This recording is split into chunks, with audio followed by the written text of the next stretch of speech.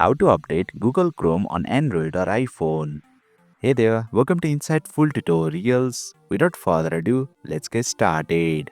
Open Play Store on your Android device or App Store on your iOS device. Tap on the source icon at the bottom, then tap on the source bar. Type in Google Chrome and search for it. If the update button is available for Google Chrome, it means a new version is available with the latest features. However, if you are already using the latest version, then you will see the open button instead. To update Google Chrome, simply tap the update button. The update process will begin and Google Chrome will start updating on your device.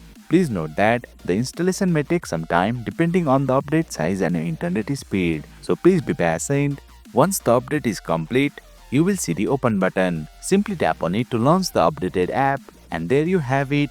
You have successfully updated Google Chrome on your mobile device. That's it for today's video. If you found this video insightful, please don't forget to hit the like button and make sure to subscribe to our channel for more insightful tutorials.